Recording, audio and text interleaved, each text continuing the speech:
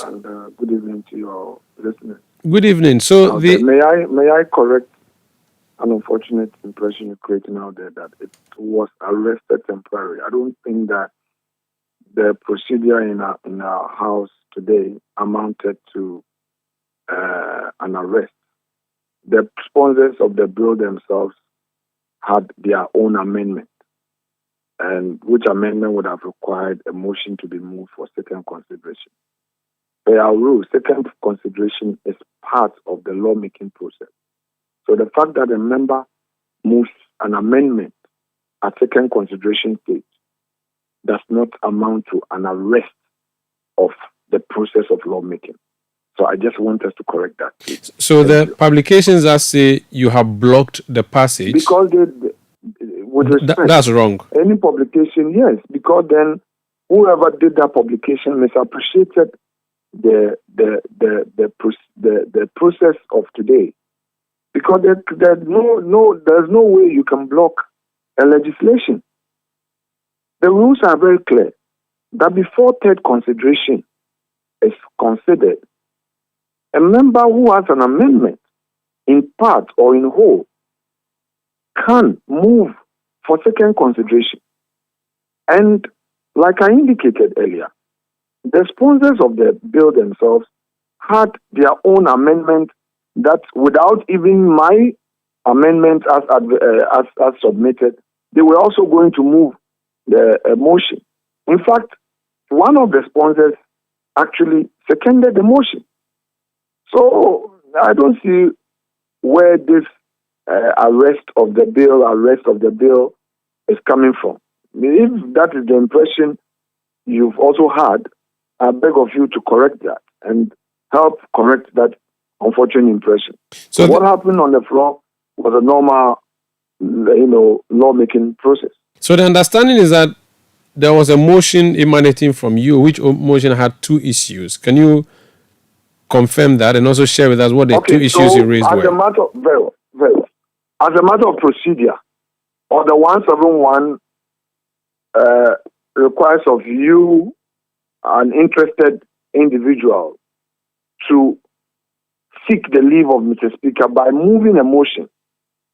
The motion to the effect that you want the House to proceed on second consideration so that issues that you have could be ironed out. Now, when that motion is moved, that is the first leg of a two-legged journey. So, if that is carried, then the door will be open for you to enter. By entry, you can now move your amendment. Now, in today's proceeding, after moving the motion, the sponsors, through one of them, Honorable Bejra, seconded the motion. And that paved way for us to start the amendment. Please. Are you there? Yes, I'm here. So when the door to move to good. So when the door was opened to the second amendment. So the amendment, the critical one, is what you discussed with us, has to do with the custodial sentence. You forcefully made the point that should not happen. Sure.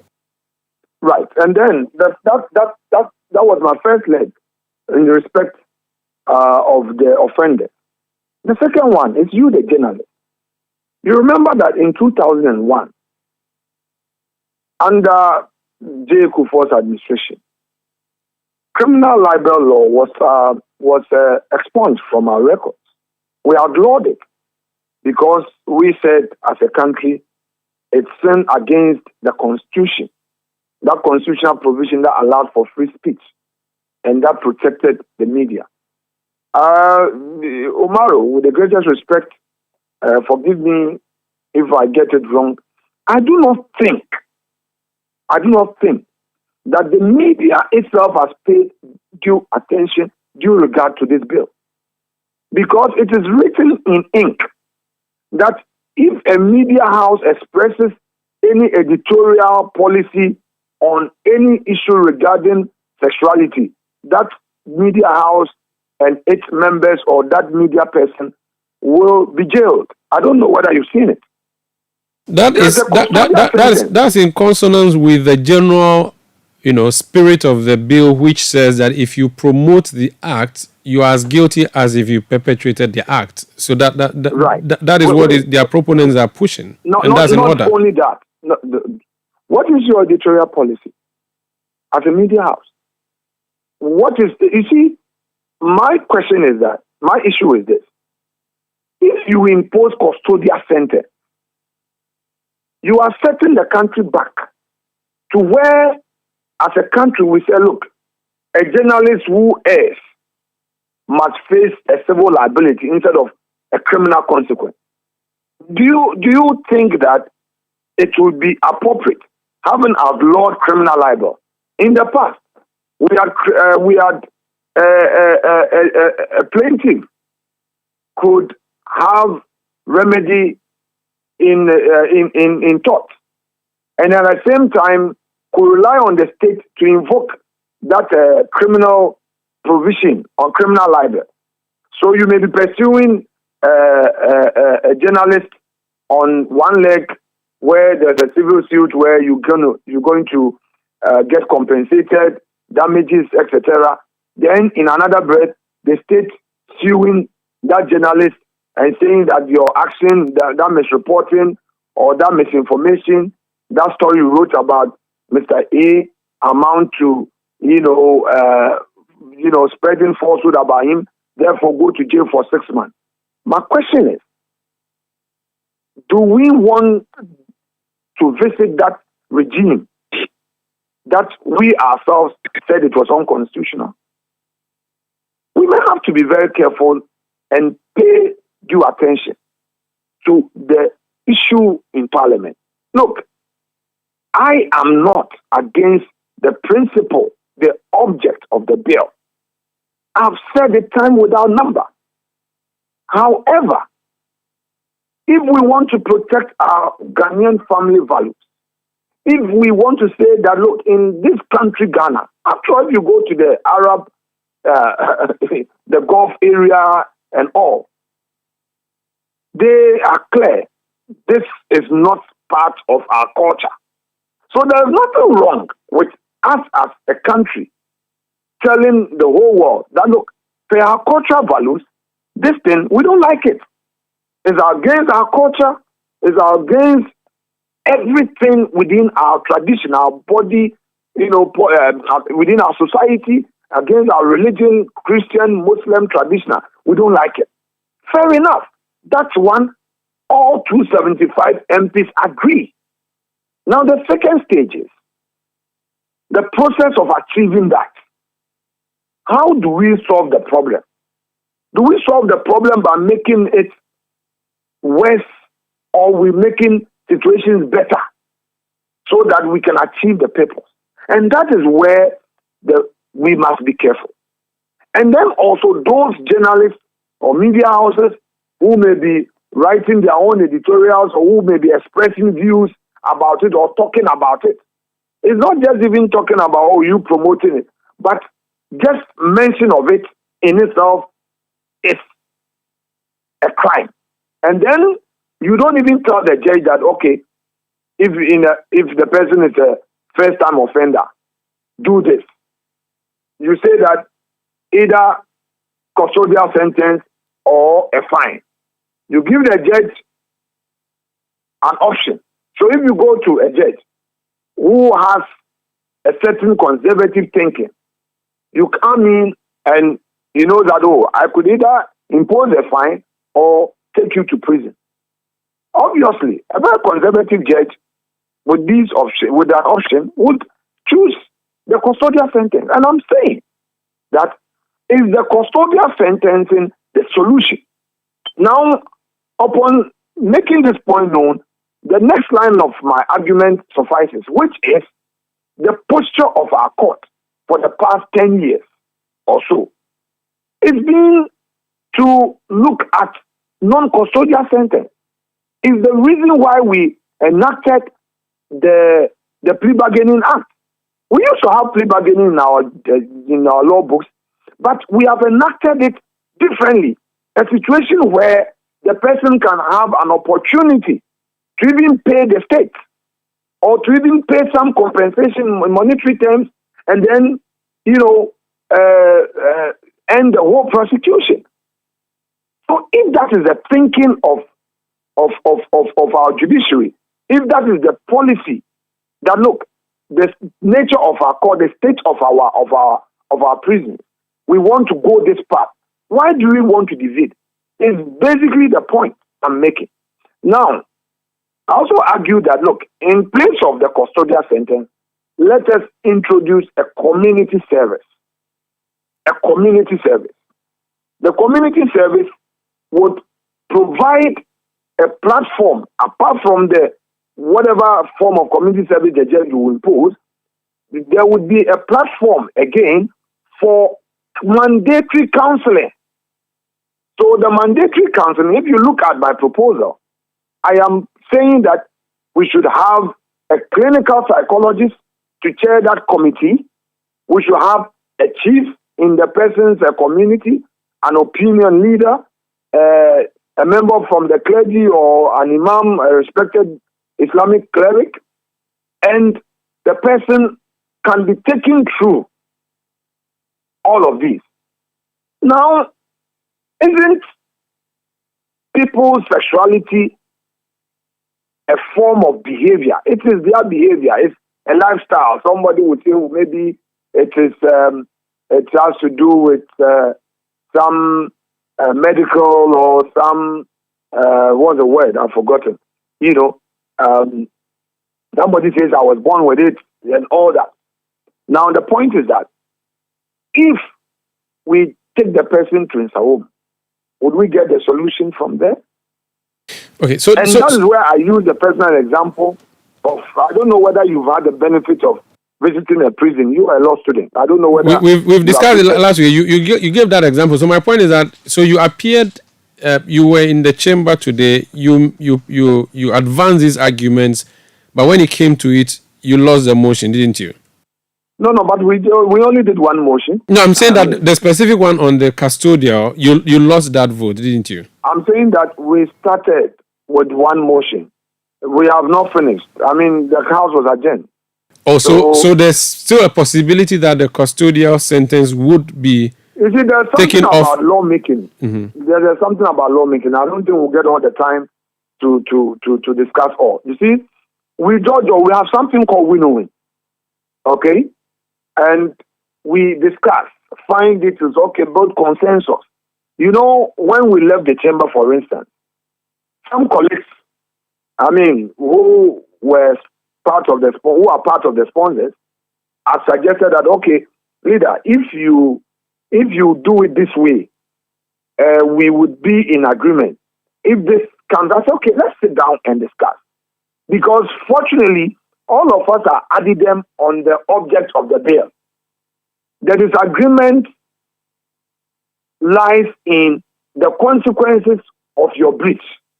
That is where some are very conservative, some are liberal, and all. So we can find a middle ground. And I put a question.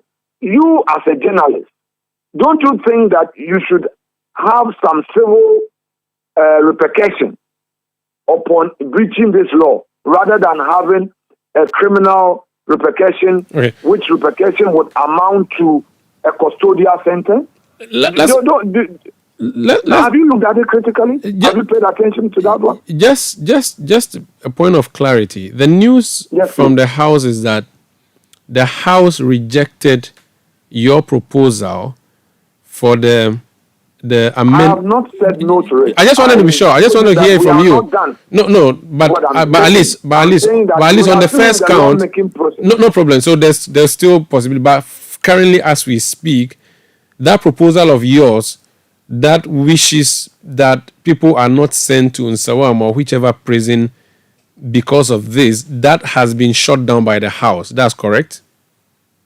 What I'm telling you is that we have not, you see, if you say... Oh, no, but leader, was there a vote? Was there a vote on your proposal or not? Yes. Omaro, please, patience. We are dealing with a technical matter. Now, if a motion is moved on an amendment, right?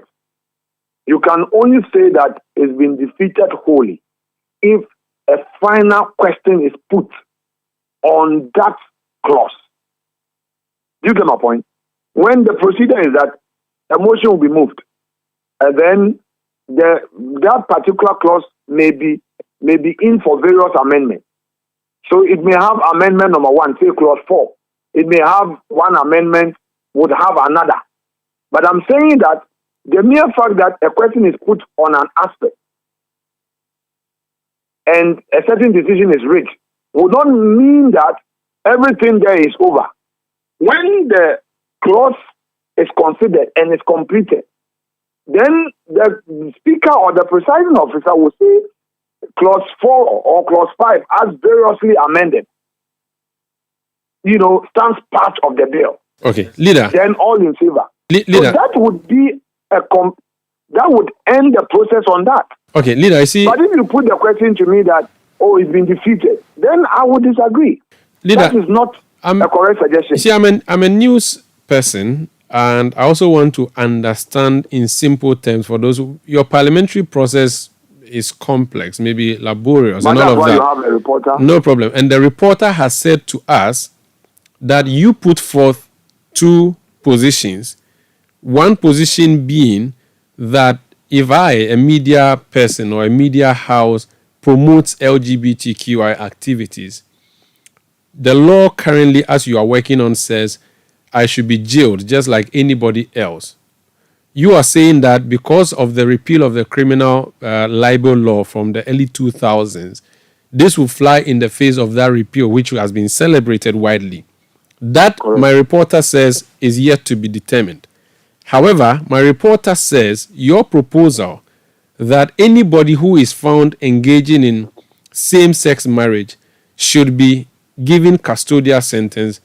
You have said you don't want that. You want the person to do community service or other forms of punishment. That particular position of yours, it was put to a vote, and when it came to it, the speaker said those against you had it. And I'm asking you a simple term. You've put 2 positions forward. One is yet to be determined, but the other one has been determined. And for now, as it stands, you've lost that position. And that's what I want to hear from you, admitting that what my reporter has sent is correct. Okay, all right. So your reporter won't be wrong in terms of what he saw. So I need to explain to you where I think that the reporter should pay attention to. And that is the particular clause had other proposed amendments.